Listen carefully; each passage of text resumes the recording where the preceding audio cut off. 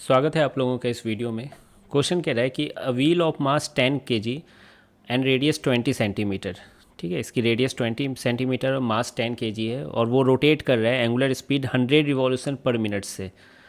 तो वही पर मिनट है, मिनट को सेकेंड में चेंज कर दो, 60 है ना, नीचे आ जाएगा। तो रिवॉल्यूशन पर सेकेंड आप चाहते हैं तो इसको रेडियन पर सेकेंड में भी चेंज कर सकते हैं। एक रिवॉल्यूशन में 2 पाई रेडियन मूव करता है। ठीक है, तो मैं उसको बाद में चेंज करूँगा। Neglecting the friction at the axle. ठीक है, एक्सल पे फ्रिक्शन नहीं है ना। देखिए पिछले क्वेश्चन में एक्सल पे फ्रिक्शन थी तो वो है ना डीएक्सेलेट होकर रुक गया था व्हील। इस बार इस फ्रिक्शन को नेगलेक्ट करने के लिए कहा जा रहा है। Calculate the force that must be applied tangentially to the wheel to bring it in rest in 10 revolutions. कहा जा रहा है कि इस बार फोर्स लगाओ, है ना, टेंजेंशियली, कि फिर वो रेस्ट पे आ जाए, है ना। टेंजेंशियल फोर्स लगाना है। ठीक है, और कितने में रेस्ट पे आ जाए, 10 रिवॉल्यूशन, यानी थीटा की वैल्यू 10 रिवॉल्यूशन हो गई। अगेन आप इसको रेडियन में चेंज कर सकते हो, 10 इंटू 2 पाई रेडियन हो जाएगा ये। ठीक है, अब देखिए कौन सा इक्वेशन लगाया जाए, है ना।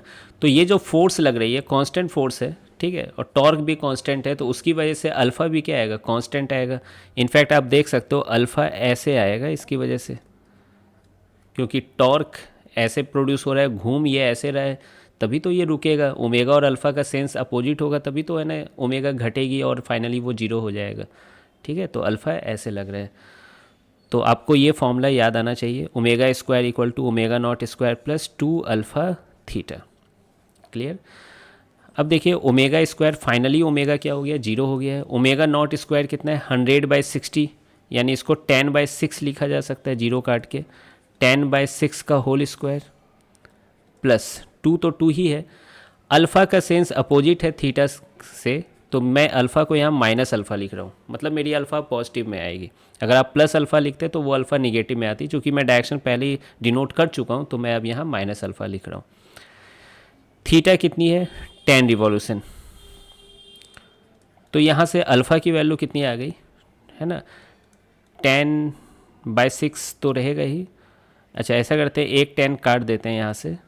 ठीक है, 6 नीचे होके 36 बन जाएगा, और ये 2 भी आ चुका है। तो ये 10/36 इंटू 2 रिवॉल्यूशन पर सेकेंड स्क्वायर में होगा।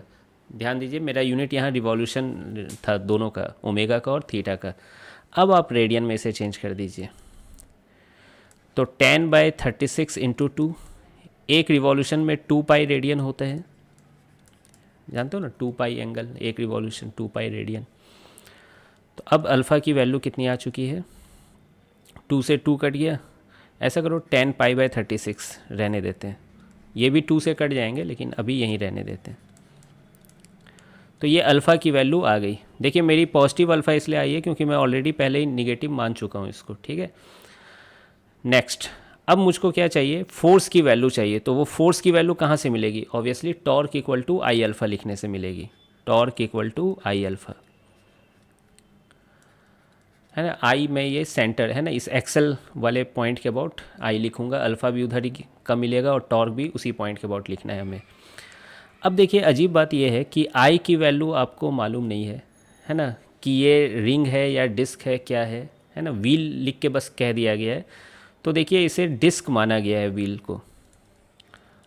अगर आपको एक मन में क्वेश्चन आ रहा है कि सर ये मैं कैसे पता करता है कि ये व्हील डिस्क है या रिंग है ना, तो वो जायज़ है आपका वैसा सोचना, है ना। एग्ज़ाम में जब भी आपको आएगा तो वो दे दिया जाएगा कि किस फॉर्म में है वो। मुझे कैसे पता, डिस्क से दो तरीका है। पहला तरीका जब मैं सॉल्व किया था तो है ना डिस्क मान कर ही आंसर आ रहा है, और दूसरा ये मैं देखा हूँ कि सॉल्व एग्जाम्पल्स में एससीबी में बहुत सारी जगह सॉलिड सिलेंडर होता है तो वो सिलेंडर ही लिख के छोड़ देते हैं। स्फेयर को अगर सॉलिड स्फेयर बोलना है तो स्फेयर लिख के ही छोड़े हुए हैं, और हर जगह वो सॉलिड ही है। मतलब जब आंसर आप देखोगे सॉल्व एग्जाम्पल का तो वहाँ सॉलिड ही कंसिडर किया गया है।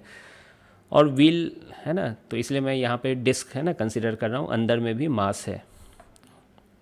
तो डिस्क का मोमेंट ऑफ इनर्शिया आपको मालूम होना चाहिए, क्या होता है, mr²/2 होता है। ठीक है, परपेंडिकुलर एक्सिस के अबाउट। अब देखिए टॉर्क कैसे लिखोगे, फोर्स इंटू परपेंडिकुलर डिस्टेंस, तो F इंटू आर होगा।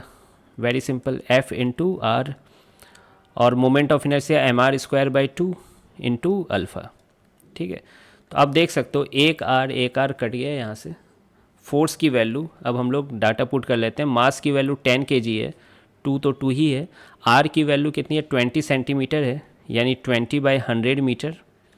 और अल्फ़ा की वैल्यू यहाँ से उठा लेते हैं 10π/36। तो चूँकि सब चीज़ मैंने यहाँ ऐसा यूनिट में लिया है तो फोर्स मुझे न्यूटन में मिलने वाला है। अब बस काम है इसे सॉल्व करना। 0 से 0 कट गया, 1 0 से 1 0 यहाँ कट गया, 2 से 2 कट गया, ठीक है।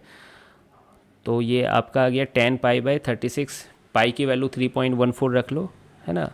अप्रॉक्स में ये आंसर आ रहा है 0.87 न्यूटन कैलकुलेट करने के बाद। मैं कैलकुलेटर यूज़ किया हूँ, आपको खुद से करना पड़ेगा, है ना। तो आई होप कि आपको ये सॉल्यूशन समझ में आ गया होगा, है ना। मिलते हैं फिर नेक्स्ट वीडियो में।